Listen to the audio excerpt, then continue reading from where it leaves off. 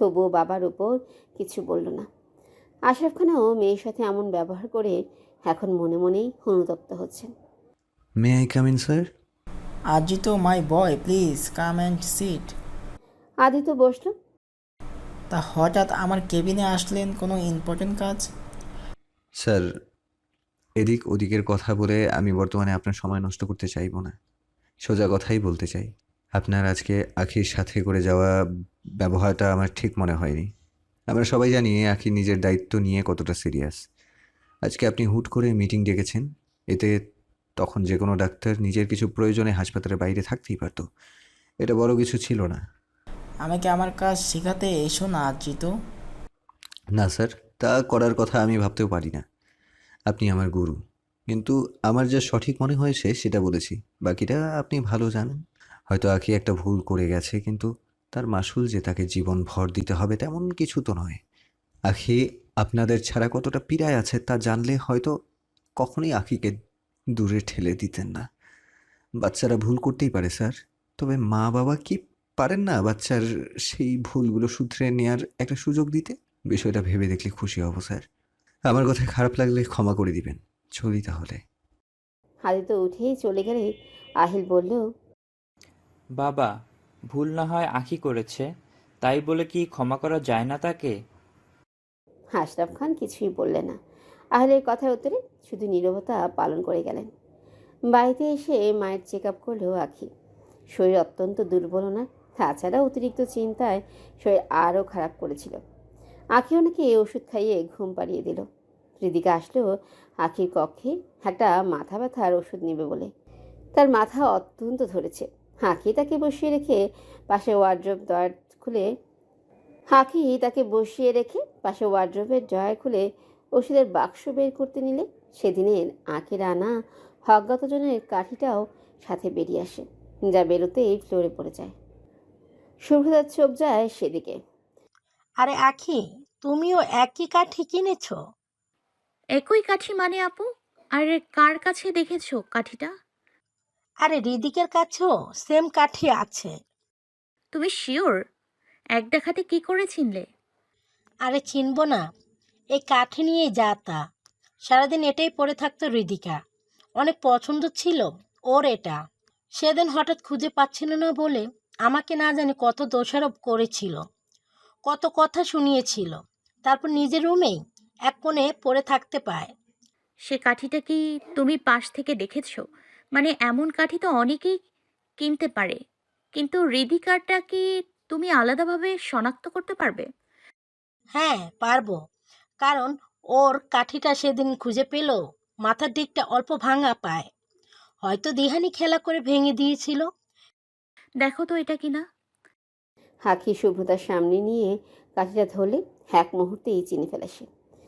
হ্যাঁ এটাই তো। তুমি কি করে পেলে এটা? এটা অনেক লম্বা গল্প আপু, পরে বলবো। মুখে রহস্যময় হাসি ফুটিয়ে বলল আখি। শুভ্রতা বুঝে উঠতে পারল না সে হাসির মানে। আদিত্য পাগলের মতো ডায়েরিটা খুঁজেই যাচ্ছে। মা, মা, কোথায় তুমি? আমার ডায়েরি কোথায় গেছে?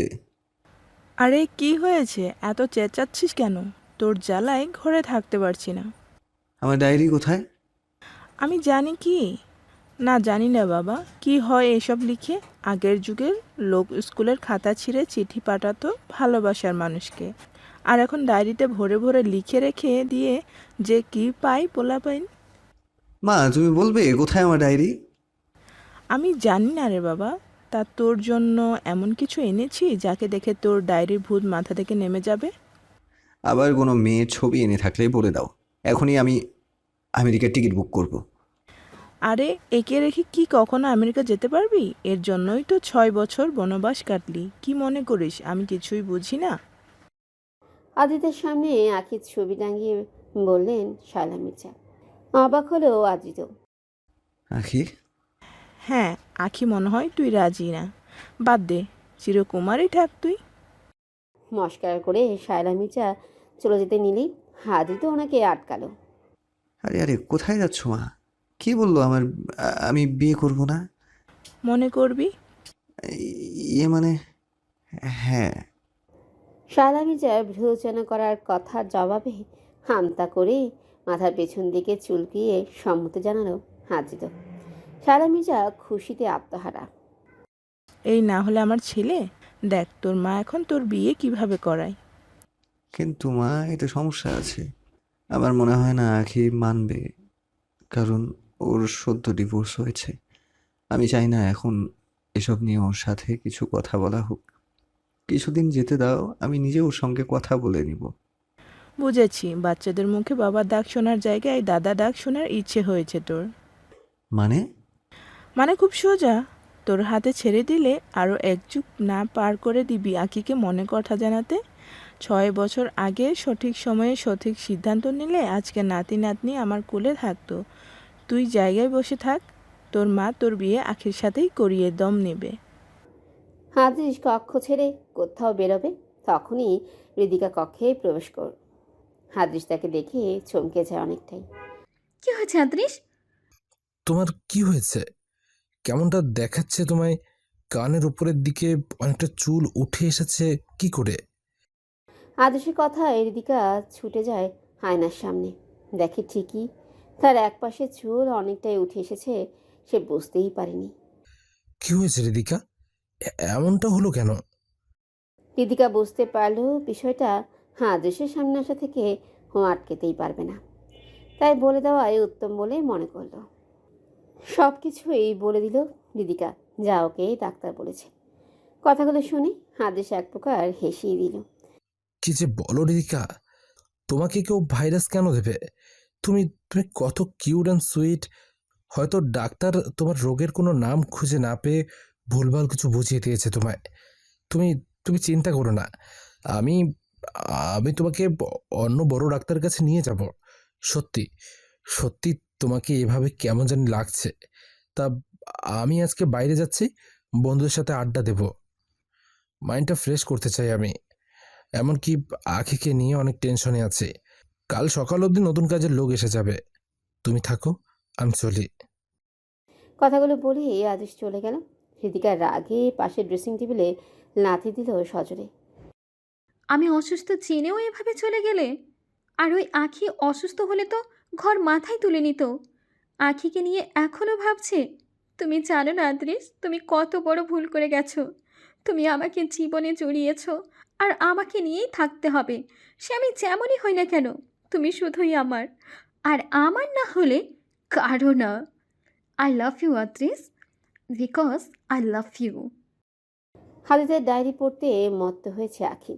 ডায়েরির প্রতি পৃষ্ঠায় শোভা পেয়েছে হাদিতে রাখির সাথে কাটানো সকল মুহূর্ত, তার বিহনে বিরহ তিথি কাটানো আখ্যান। লেখনীর মাধুর্যে ফুটে উঠেছে তা নিখুঁতভাবে। আমেরিকা থাকাকালীন সময় থেকে নিয়ে দেশে ফিরে আখির সাথে কাটানো সকল ক্ষণ সেখানে আলাদা মানেই ছেয়ে আছে। শ্রেয়সী, তোমার স্মৃতিতে কাটালাম আরও এক দীর্ঘ রাত্রি। হয়তো শুয়ে আছে অন্যের বাহুতে, তবে তোমারই বিরহে বিরহ যন্ত্রণা যে সঙ্গ নিয়েছে এই অধমের। আজ এ কি হলো আমার? সেই পুরাতন অনুভূতি আঁকড়ে ধরল আচমকা। সুখ পাখির সেই কান্না মিশ্রিত স্বর আবারও উতলা করলো এ মন। যদি পারতাম পাখি, নিঃস্ব করে দিতাম সেজন যে করেছে তোমাকে নির্হারা। মিছে পিড়িতে গলিয়েছে তোর মন, করেছে আমাকে কাঙাল। আজ ফিরে পেলাম সুখ, তোকে পাবো কোনো ক্ষণে। আবারও ফাঁসবো তোর কথার জালে, আড়ালে হাসবো ইচ্ছে করেই তোর কাছে হার মেনে। 2 দিন আগের লেখা। ভালোবাসি সুখ পাখি তোমায় আজও মনের গহীন থেকে। ফিরে আসো না, কথা দিলাম নিরাশ করবো না কভু। ভালোবাসবো মনের গহীন থেকে, হাগলে রাখবো প্রাণ দিয়ে। আমেরিকা থাকাকালীন সময় থেকে নিয়ে দেশে ফিরে আখির সাথে কাটানো সকল ক্ষণ সেখানে আলাদা মানেই ছেয়ে আছে। 2 দিন আগের লেখা, এমনই অজস্র লেখা হাদিতের ডায়েরি জুড়ে আখিকে নিয়ে, যা স্পষ্ট প্রমাণ করে আদিত এখনও আখিকে ততটাই ভালোবাসে যতটা ঠিক 6 বছর আগেই বাসত। আর যাই হোক, এই মানুষটা কখনো তাকে ঠকাতেই পারে না। আদিত যে শুধুই আখিকে ভালোবেসে গেছে। আখির মনে জন্মালো আবারও এক আশার আলো। জীবনের প্রথম ভালোবাসার প্রেমে যেন আজ আবার নতুন করে পড়ল। ডায়েরিটা পড়তে গিয়ে আখির চেহারাতে ঝলকালো সুখের হাসি। হৃদিকা বাড়ির দরজা জানালা সব কিছু শক্ত করে লাগিয়ে নিয়েছে। বাড়ির সকল দিক নিজে ভালো করে দেখে নিয়েছে। যেই আসুক, আসবে তো কখনো আমায় তৃতীয় ডোজ দিতে। তবে সে জানে না রিধিকা কি জিনিস। যাদের ওপর সন্দেহ ছিল সবকটাকে তাড়িয়ে দিয়েছি। এবার দেখি আসে কে। রাত 2টা। আতিশের বাড়ির পেছন দিকে দাঁড়িয়ে আছে হুডিওয়ালা কেউ একজন। বাড়ির পেছন থেকে হুডিওয়ালা সেজন বাড়ির ভেতরে কিছু একটা ছুঁড়ে মারল, যা মাটিতে পতিত হওয়ার সাথে সাথেই সারা বাড়ি ধোঁয়ায় ভরে গেল। হঠাৎ ধোঁয়ার উৎপত্তি চক্ষু সীমানার ভেতর এলে বাড়ির দুজন দারোয়ান সেদিকটায় ছুটে যায়, কিন্তু ধোঁয়ার সংস্পর্শে যেতেই দুজন জ্ঞান হারিয়ে মাটিতে লুটে পড়ে। হুডিওয়ালা সেজন নির্দ্বিধায় আজ গেট দিয়েই বাড়িতে প্রবেশ করে। বাড়ির চারিদিকেই বিচক্ষণতা নিয়ে লক্ষ্য করল, ভেতরে প্রবেশে সব রাস্তাই আজ বন্ধ। অজ্ঞাত সেজন এবার বাড়ির বাগানের দিকে যায়, সেখানে বেশ বড় একটা পেয়ারা গাছ, যেটা দিয়ে চড়ে ঘরের ভেতরে প্রবেশ করা যাবে। সেদিকটায় বারান্দা দেওয়া বেশ বড় করে, যেখানে বসে বাগানের দিকটা অনায়াসেই চোখ ভরে দেখা যায়। তবে সেখানে প্রবেশ করা গেলেও ঘরের ভিতরে প্রবেশ করে যাওয়া সহজ ছিল না। সেখানে থেকে ঘরে যাওয়ার রাস্তা বড় একটা দরজা দেওয়া, যাতে পাসওয়ার্ড দিতে হবে। অজ্ঞাতজন কিছুক্ষণ সেখানে দাঁড়িয়ে মনে মনেই কি যেন ভেবে নিল। অতঃপর এগুলো সেদিকে কয়েক মুহূর্তেই সে অনায়াসে সঠিক পাসওয়ার্ড দিয়ে দরজা খুলতে সক্ষম হলো। ঢুকে গেল ভেতরে। হৃদিকা শুয়েছিল, কিন্তু হঠাৎ ঘরে কারো উপস্থিতি অনুভবে নাড়া দিলে তার ঘুম ভেঙে গেল। বিছানা থেকে উঠে দাঁড়ালো হৃদিকা। হুডিওয়ালা ব্যক্তি হৃদিকার কক্ষের পানে এগোচ্ছে। হঠাৎ পেছন থেকে হৃদিকা তার উপর ভারী লাঠি দিয়ে প্রহার করতে নিলেই অজ্ঞাতজন সাথে সাথেই জায়গা থেকে সরে যায়, যাতে মারটা ফ্লোরে পড়ে। অজ্ঞাত ব্যক্তি একটা লাঠি দিয়ে হৃদিকাকে ফেলে দেয়। হৃদিকা এবার হাতে থাকা ছুরি নিয়ে অজ্ঞাত জনের উপর হামলা করতে নিলে সে এবার হৃদিকার গালে সজোরে একটা থাপ্পড় বসায়। হৃদিকা ছিটকে পড়ে ফ্লোরে। অজ্ঞাতজন ভারী স্বরে বলে ওঠে, যতই যা করে নে, নকল নকলই থাকে, আসলের জায়গা নিতে পারে না। শেয়াল যতই চালাকি করুক বাঘ হয়ে উঠতে পারে না, তাই শেয়াল হয়ে বাঘিনীর সাথে টক্কর নিতে আসিস না। এখনই দেখিয়ে দিব কে কি।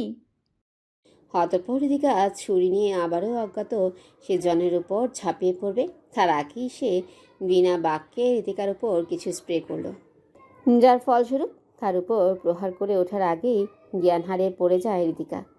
অজ্ঞাতজন বেশ বড় করে হাসি এতে। হৃদিকার হাত ধরে হেঁচড়িয়ে টেনে নিয়ে যেতে শুরু করে। বিছানার পাশে এসে হৃদিকাকে অনেকটাই কোলে করে বিছানাতে তুলে শুইয়ে দেয়। আস্তে আস্তে তার শরীরের সকল কাপড় খুলে ফেলে, শুধু একটা চাদর দিয়ে তার শরীর ঢেকে দেয়। বিছানাটা হাত দিয়ে বেশ খানিকটা অগোছালো করে দেয়। হৃদিকার মাথায় হাত বুলিয়ে বলে, রিদিকা সুইটহার্ট, তোকে আমি প্রাণে মারবো না, তোর জীবন ইন্টারেস্টিং করবো শুধু। বড্ড ভালোবাসি যে তোকে সুইটহার্ট। কথাটা বলেই পকেট থেকে পুরুষদের পরিধানের একটা ঘড়ি হৃদিকার বালিশের পাশে রেখে দেয়। অতঃপর পকেট থেকে একটা ইঞ্জেকশন বের করে হৃদিকার শরীরে প্রবেশ করিয়ে দেয়। Congratulation baby, 3rd dose complete. শান্তিতে ঘুমো। সকাল 10টার আগ অবধি তোর ওঠার কোনো সম্ভাবনা নেই।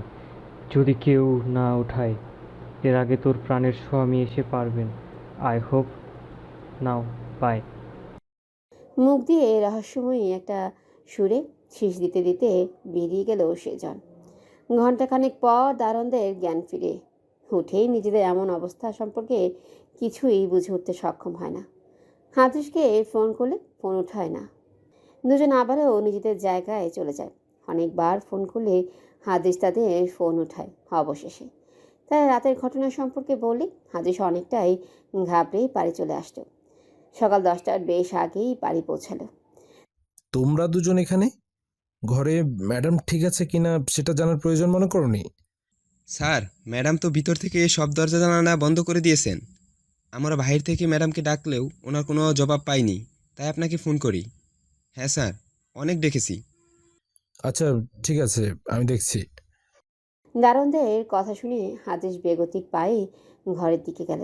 হৃদিকাকে ডাকলেও সাড়া পেল না।